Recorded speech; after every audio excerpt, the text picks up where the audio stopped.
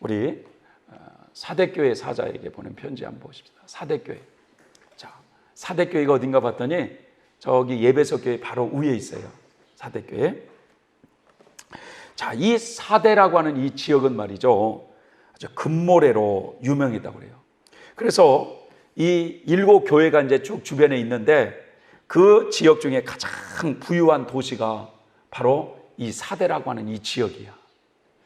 그러니까 부유한 도시 중에 하나로서 이 고레스가 이곳을 점령할 때 많은 전리품을 가져갔다고 그래요.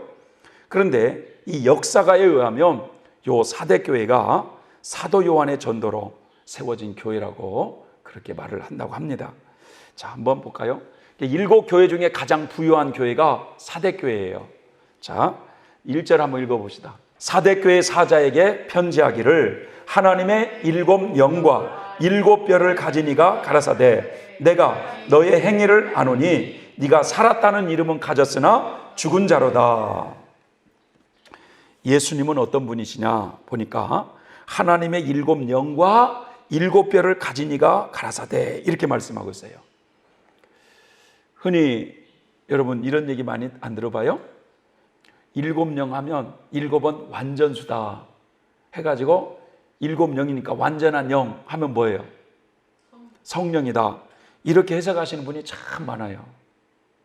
그런데 7영은 성령이 아니라 7 천사장들을 의미하고 있어요. 7 천사장. 그러니까 예수님은 말이죠, 오늘 저기 한번 봐보세요. 예수님이 어떤 모습으로 등장하는가? 예수님의 모습이 하나님의, 여기 보세요, 하나님의 7 영과 7 뼈를 붙잡고 있는 이가 가라사대 이렇게 말씀하고 있어요. 그러면 7 영을 만약에 성령이라고 한다면 예수님의 손에 성령과 7 뼈는 7교회 목회자예요. 7 목회자 성직자를, 성령과 성직자들을 붙잡고 있는 이가 가라사대 이렇게 되는데 이게 문맥이 말이 안 돼요. 예? 성령은 하나님의 영이잖아요. 그래서 이 7 영과 7 뼈는 동격이야, 동격. 그러면 7 영은 뭐냐? 저 영계에서 활동하는 천사장들이라, 이 천사장들. 그러면 7 뼈는 이 지상에서 일하는 성직자들을 대표하고 있고, 그러니까 예수님은 어떤 분이냐? 저 영계에서는 천사들을 붙잡고 이 땅에서는 성직자들을 붙잡고 일을 행하시는 예수님이 가라사대 이렇게 말씀하고 있는 거야. 그래서 오늘날 7 영을 7은 완전수라 해서 성령이라고 해석하는 분들이 참 많은데 성령으로 해석하면 문맥이 맞질 않는다는 거. 왜냐하면 7 영을 성령이라고 한다면 성령과 지상의 사역자들을 붙잡고 있는 예수님이 가라사대. 이상하지 않습니까? 7 영은 저 하늘의 7 천사장을 의미하고 7 뼈는 지상의 사역자들을 의미해서 저 영계에서는 천사들을, 이 지상에서는 성직자들을 통해서 일을 행하시는 예수님이 가라사대 이렇게 말씀하고 있는 거예요. 자, 예수님이 말씀하시기를 사대교회 목회자야 내가 너의 행위를 알고 있다. 그런데 너는 살았다는 이름은 가졌으나 죽은 자다. 이렇게 말씀하고 있어요. 지금 누구에게 말씀하고 있느냐?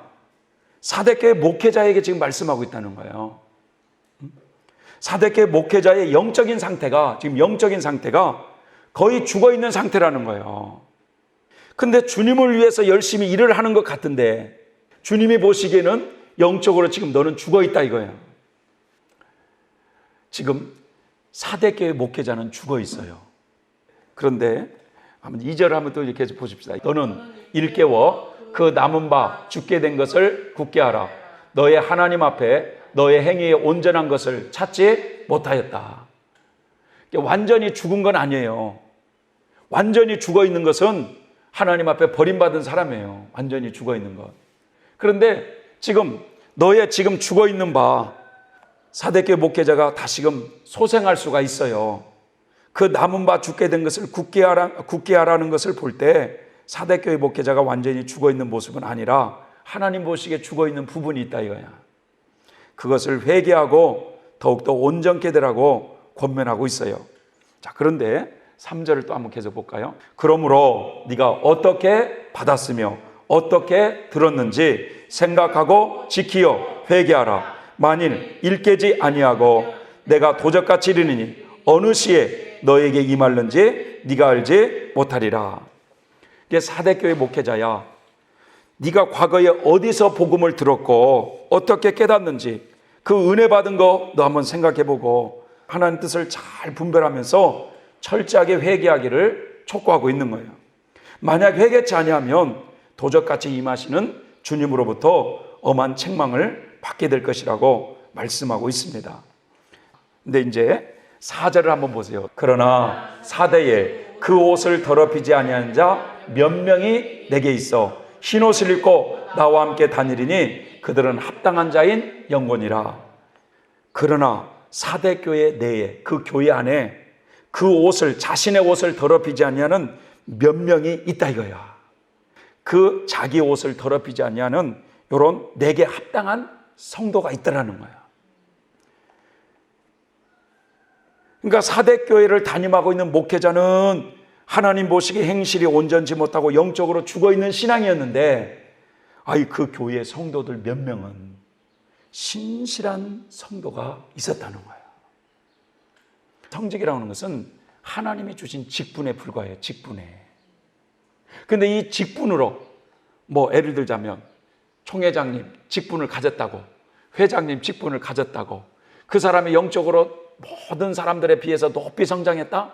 이건 인간의 생각이라 이거예요.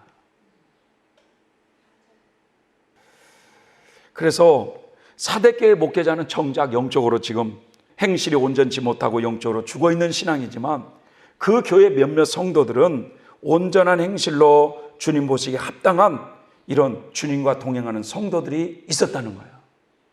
이처럼 사대교회 내에는 훌륭한 성도들이 있었어요. 몇몇 성도들이.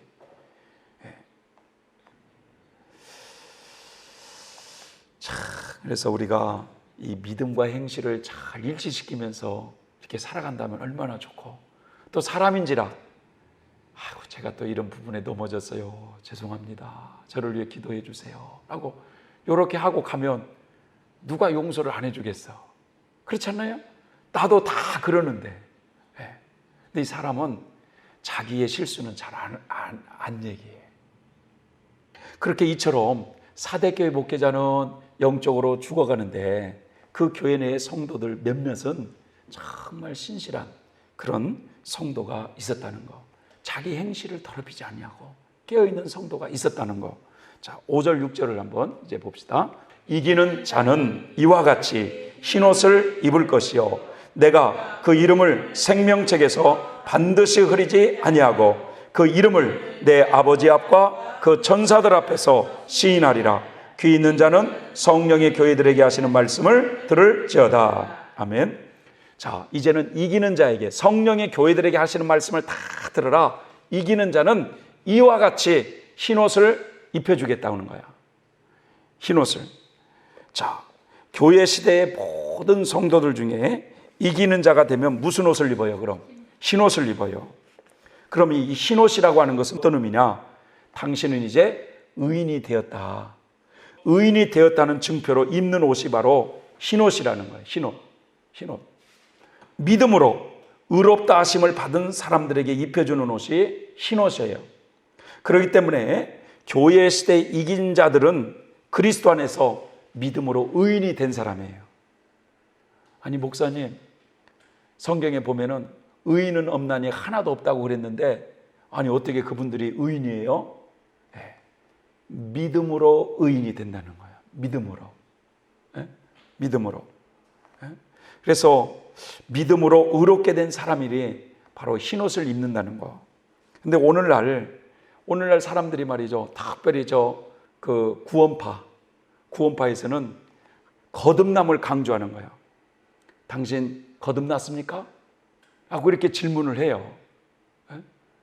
그러면 저는 거듭났습니다.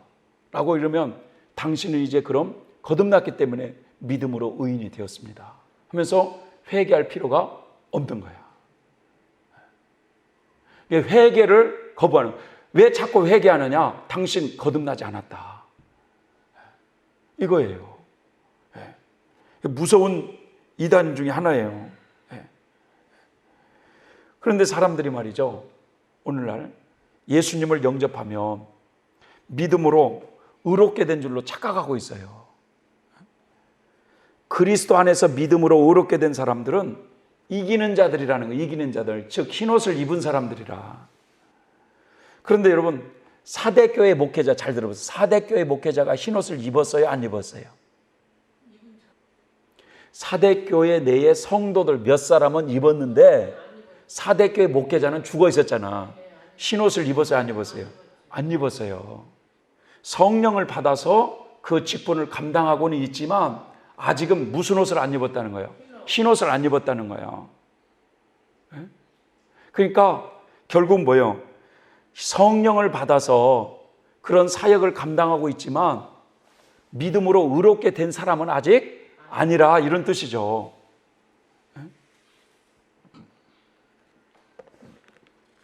그런데 오늘날 말이죠, 예수님을 영접하기만 하면 우리는 믿음으로 의로운 사람이 되었다, 이렇게 생각하는 것은 잘못이라는 거예요.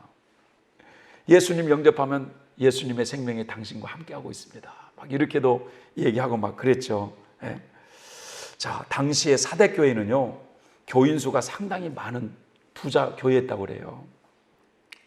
자, 그런데 그 담임 목회자는 아직 흰옷을 입지 않는 상태였지만 그 교회 몇몇 성도들은 자신 행실이 깨끗해졌기 때문에 이제 그들에게는 흰옷을 입혀주어 주님과 동행하는 자가 되게 해주시겠다고 이 얘기했거든요.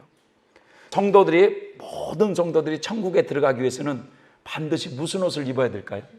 흰옷을 입어야 돼요. 흰옷을. 흰옷은 그럼 무슨, 이제 뭐요? 당신은 이제 믿음으로 의롭게 되었으니까, 의인이 되었으니까, 예? 천국에 들어가기 위해서는 흰옷을 다 입혀준다 이거예요.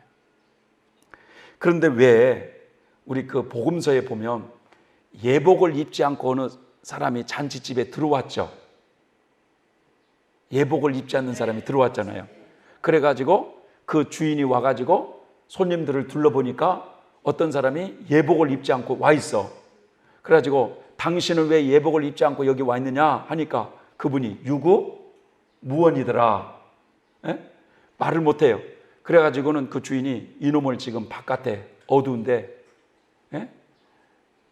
내던져서 슬피 이를 갈며 있으리라는 그런 말씀이 있어요. 그러니까 천국을 잔치집으로 비유를 했는데 흰옷 예복을 입지 않으면 들어올 수가 없다는 거예요. 자, 그래서 중요한 것은 말이죠, 흰옷은 언제 입게 되느냐? 믿음으로 의로워졌을 때 입혀주잖아요.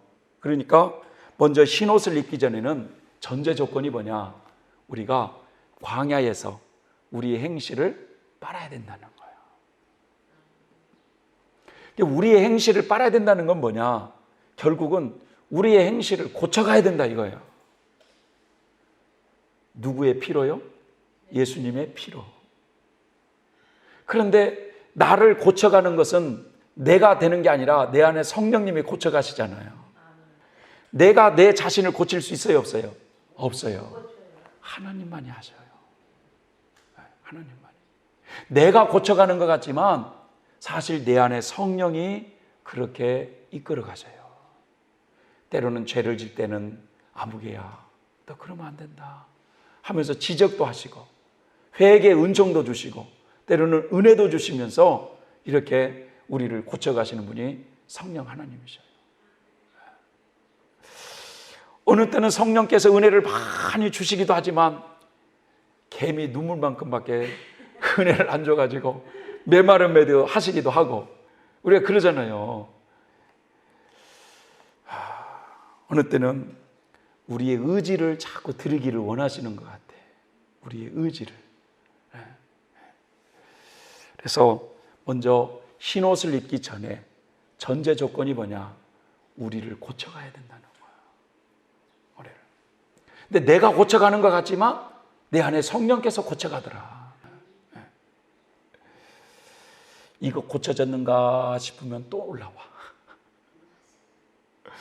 이제 요거는 이제 조금 이제 연단을 받아서 고쳐졌는가 하면은 또 올라와. 하여튼 삼겹살보다도 더 질긴 게 하여튼 우리 속에 있는 이 죄예요.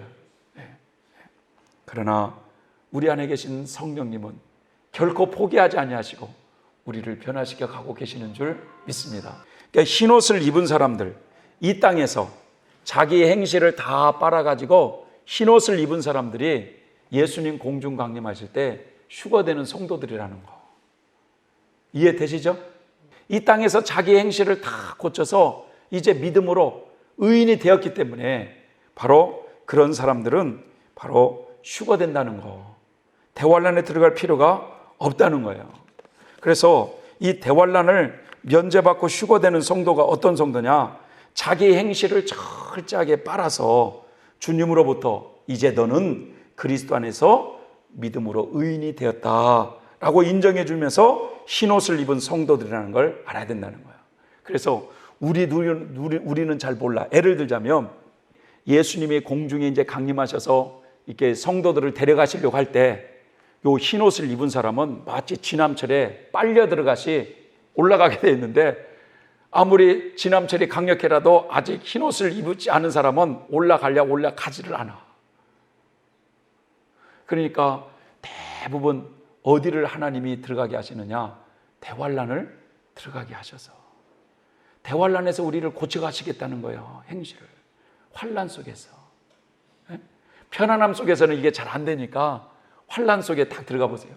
순간순간 아버지 찾잖아요. 환란 속에서 우리를 다듬어 가시면서 고쳐 가시면서 우리를 익혀 가셔서 결국 믿음으로 의인을 만들어 가시겠다는 거예요. 그러니까 우리가 환란 속에 들어가도 부지런히 뭘 해야 되느냐? 자기 행실을 빨아야 된다는 거. 또 올라오잖아요. 이런 것 때문에 계속. 근데 이게 있어요. 여기도 한 달에 한 번 청소하는 것하고 매일 닦는 것하고 다르죠. 우리의 심령도 똑같아. 그냥 모처럼 한 달에 한 번 와가지고 하나님 잘못했어요. 나 좀 기억해 주세요. 이러는 사람하고 매일 순간마다 아이고 아버지 용서해 주세요. 이렇게 씻는 사람하고 심령의 그릇이 달라요. 그래서 우리가 대환란에 들어가면은 행실을 빨아야 되는데 문제는 뭐냐? 우리를 고쳐가는데 미운 마음, 혈기, 음란, 시기, 질투 이제 이렇게 사람 같지도 않는 사람들을 붙여가지고 사람 같지도 않는 사람들을 붙여가지고 우리를 익혀가시는 거예요. 옛날에 그 영화 주기철 목사님이라고 있어요. 우리 장로계 아주 유명하신 분인데 그 영화에 이 일본 순사가 손톱 발톱을 다 빼고 그 대나무 이렇게 삐죽게 해갖고 이렇게 그 남자 그 성기 그 요도를 갖다가 찔렀을 때 그 경찰이 이제 순사가 이런 내용이에요. 내가 밉지 않소? 그렇게 물어요. 아니요. 나는 당신을 미워할 수 없어. 이렇게 얘기하더라고요. 지금 우리가 그러잖아. 누군가 나를 그렇게 짓밟고 배신하고 모욕하면 하나님이 너를 갚아줄 거다 이놈아. 우리가 그런 생각이 있잖아요. 근데 이것을 고쳐가시잖아요. 그래서 미운 마음이 들지 않도록 그리스도의 사랑으로 원수도 사랑할 수 있는 이게 바로 흰옷을 입는 사람은 그게 가능하다는 거예요. 그러니 우리가 이 40년 광야 생활을 하면서 얼마나 사실은 나 죽었어 하고 죽어져야 되는지 말 못해요. 근데 이게 쉽게 돼요? 잘? 안 되지. 집안에서도 마찬가지예요. 조금 잠잠하다 싶으면 또 한 가지가 또 터져. 또 잠잠하다 싶으면 또 터져. 요게 계속 반복해갖고 나를 지금 다듬어 가시는 하나님이시라는 거. 우리가 또 이렇게 같이 이렇게 생활하다 보면 너무나 잘 알고 옆구리를 팍팍 찔러줄 때가 또 있잖아요. 그럴 때는 고마워, 고마워. 나를 이렇게 찔러줘서 고마워. 이렇게 해야 되는데, 아이고, 저 인간 안 봤으면 좋겠어, 지금. 그런 경우가 참 많이 있잖아요, 우리가. 그래도 봐야 되는데. 그 사람을 피해서 다른 데로 가면 더 큰 것이 또 기다리고 있는데. 어쨌든, 하나님의 그 시험지에서 통과를 해야 돼, 통과를. 통과를. 그래서 연단을 받아서 정결해져야 된다는 거예요. 그래서 흰옷이 그냥 입혀지는 게 아니라는 거예요. 물론 예수님의 십자가상으로 그 흰옷을 입혀주겠다고 다 예비되어 있지만 그것을 내가 입기까지는 그릇이 준비될 때 나에게 입혀주는 거예요. 그런데 사대교회 몇몇 성도들은 그렇게 자기의 행실을 더럽히지 아니하고 주님과 동행하면서 흰옷을 입은 성도가 있는데 사대교회 목회자는 죽기 직전이에요, 지금. 죽어가기 직전이라고. 자, 두 번째로는요, 여기 읽어봅시다. 이렇게 흰옷을 입을 것이요, 이기는 자는 흰옷을 입을 것이요. 여기 시작. 내가 그 이름을 생명책에서 반드시 흐리지 아니하고 그 이름을 내 아버지 앞에과 천사들 앞에서 시인하리라. 자, 그러면 여기 잘 보세요. 그 사람의 이름을, 자기의 행실을 다 빨아가지고 흰옷을 입은 이런 사람들의 이름을 이긴 자들에게는 생명책에서 반드시 이름을 흐리지 아니한다. 그러면 생명책에서 이름을 흐리지 아니한다는 의미가 무슨 뜻일까요? 그렇죠. 이름을 결코 생명책에서 지워지지 않게 하겠다는 거야. 그러면 이 말을 반대로 말하면 아직 이기지 못한 성도들은 생명책에서 이름이 지워질 수도 있다는 거야. 그래서 오늘날 신학이 어떻게 가르친 줄 아세요? 한 번 구원은 영원한 구원이래요. 한 번 구원은 영원한 구원이 맞습니까? 아니에요. 요 말은 이긴 자들에게 지금 해당되는 말씀이에요. 그 사람들은 이제 생명책에서 결코 지워지질 않아. 왜? 구원의 완성을 이룬 사람이니까. 그러나 우리 광야길을 걸어가고 있는 사람들은 무슨 시험으로 넘어져 갖고 하나님을 떠날 수도 있다는 거예요.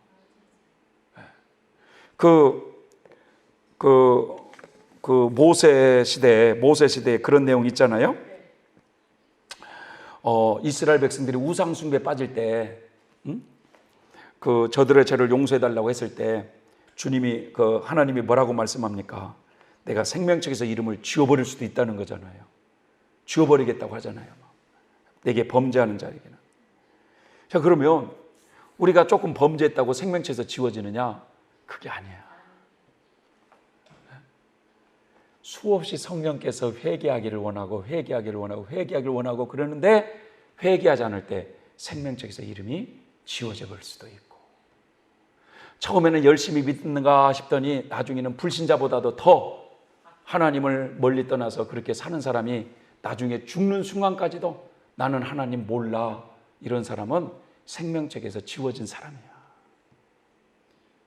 그러니까 성령은 그 심령 속에서 떠나가기 전까지 얼마나 기다리고 참으셨겠느냐 이거지. 여러분, 생명책에서 가장 대표적으로 지워진 사람들이 누구예요? 이단의 교주들이에요. 그 철로역정이라는 그 책에 보면 요 기독도가 천성을 향해서 쭉 가다가요, 요 효시의 집에 들려요. 여기에. 그런데 요 효시가 성령님을 의미해요. 가르치려, 깨달을 시. 그러니까 성령님을 의미하는데 요 효시의 집에 딱 들어가니까 효시가 이리 오라고 하면서 7개의 방을 싹 보여줘. 7개의 방이 있어. 그 방마다 뭐가 다 하나씩 있어요.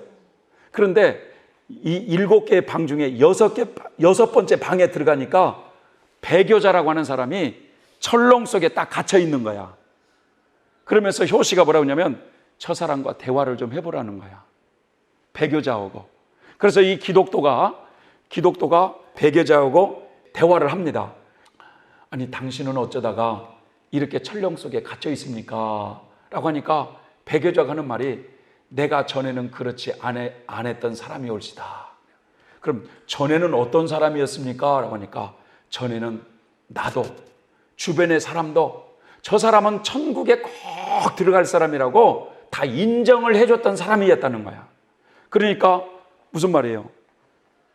그 전에는 열심히 신자로, 모범적인 신자로 살았었는데 저 사람이 천국 안 가면 누가 가겠느냐, 이렇게 인정을 해줄 정도로 믿음이 좋았던 사람이 올시다, 이러는 거예요.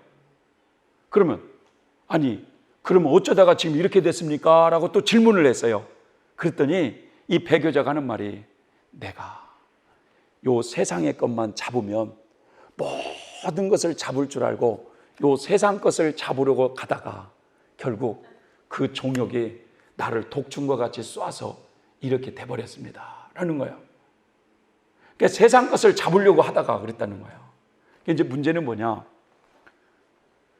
그러면서 이 기독교가 하나님 아버지는 대자대비하신데 여기서 나올 수가 없습니까? 라고 하니까 나올 수가 없습니다.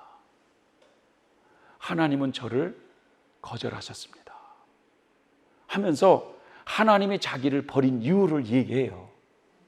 이제 그게 뭐냐, 요 교훈을 딱 보여주면서 기독교에게 효시가 뭐라고 하냐면, 요 교훈을 잘 새기시고 앞으로 당신이 천성을 향해서 가는 때 많은 길이 있습니다. 그런데 무조건 좁은 길로만 가세요. 왜냐하면 그 곁길이 많이 있다는 거야. 그래서 여기서는 이제 하나님이 이제 능력을 받아가지고 일을 해요. 일을 하는데 쭉 성장하다가 이제는요, 사람들도, 무당도 그렇잖아. 어떤 사람 오면 돈 뺏어 먹을 것이 있는가 없는가, 사람 보면 안 돼요. 그런 얘기 들어봤죠? 목회자들도 사람을 많이 대하다 보면 읽어요. 사람을 읽어. 그런데 요만큼 가다 보면요, 여기에 허례와 위선이 동행하는 과정이 있어. 이 허례와 위선이 뭐냐, 겉으로만 착한 척 하는 거야. 아주 위선적인 거야. 그러니까 예수님 당시 때 아주 겉으로는 하나님 잘 믿은 사람들이 누구였어요? 바리새인들, 서기관들 했잖아요. 그런데 이 화 있을진자 외식하는 자들아 막 그랬잖아요. 예수님이 속에는 완전히 이리가 들어있는 거야. 사람들에게만 보이게 하기 위해서 착한 척하고 뭐 그 높은 사람 척하고, 기도할 때도 보면 맨날 회당에서 거리에서 그렇게 하고, 구제하는 거 맨날 사람들에게 이렇게 알리고, 그런 위선적인 것이 저 보면서 여기에 말이죠, 자꾸 세상 것을 타협하면서 이제는요, 세상 남부럽지 않게 너무 부해져 버린 사람들이 있어요. 그래서 예를 들자면 교회가 기업보다도 더 커버린 거야. 그러니까 1930년도에 우리나라의 가장 아주 유명하신 감리교의 이영도 목사님이라고 있어요. 이영도 목사님. 이분은요, 완덕의 경지까지 들어간 사람이에요.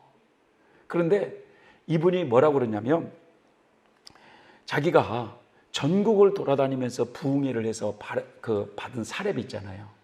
그 사례비만 모아서도 그 1970년대 그 당시 때 10억은 될 거라고 그랬어요. 10억. 엄청나잖아요. 그런데 웬일이에요? 그 집에 가면 상 하나가 없어. 사과 개짝에다가 이렇게 상을 차려놓고 밥을 먹어요. 심지어는 그 집안째가, 서울에 거기 그 집안째가 사모님 이름으로 되어 있는데, 그 동료가 미국에 유학 공부하러 간다고 해가지고 그 집을 빼가지고 그걸 유학 자금으로 주신 분이셔요. 이긴 사람들의 특징은 뭐예요? 다 자기를 배를 불리딜까요? 아니에요. 다 그냥 나눠주고 하나님 나라를 세워가면서 그렇게 하신 분들이에요. 근데 문제는 뭐냐? 여기서 주님의 사역을 한 명목하에 많은 것들을 자기를 누리면서 살더라 이거야. 많은 사람들이 착각하는 게 뭐냐? 그런 게 오히려 축복받은 하나님의 축복받은 종이라는 거야. 그게 위험하다는 거야. 그게. 사대교회 목회자도 교회가 부자교회였어요. 그런데 주님은 너는 죽었다. 이렇게 얘기하고 있어요. 우리가 이제 이런 것을 보면은, 우리가 신앙생활을 하면서 여러분, 위험한 길이 있다는 거. 위험한 길이 있다는 거. 항상 내가 부족한 사람이라는 걸 인정하고, 죄인이라고 하는 걸 인정하면서 늘 자신의 행실을 고쳐가면서 노력해야지 자신이 뭐가 된 것처럼 착각해서는 절대 안 된다는 거예요. 근데 이기는 자에게는 생명책에서 이름을 결코 흐리지 않겠다. 왜? 완전 구원을 보장해 준 사람들이에요. 그게 마라톤으로 말하면 마라톤에 골인을 한 사람이야, 목표점에. 근데 아직 광야 성도들은 지금 마라톤을 지금 달리고 있는 이런 지금 과정에 있다 이거야. 그래서 한 번 구원은, 영원한 구원은 이게 아니라는 거. 근데 이기는 자에게는 이렇게 흰옷을 입혀주고 생명책에서 영원히 이름을 지워지지 않고 완전한 구원을 보장해 주겠다. 지금 계속 지금 뭐냐? 지금 2장과 3장은 7교회를 기본으로 표본으로 해가지고 교회 시대를 살고 있는 우리 모든 성도들에게 지금 누구든지 교회 시대 동안에 이기는 자가 되라. 그러면 이러이러한 축복을 주겠노라.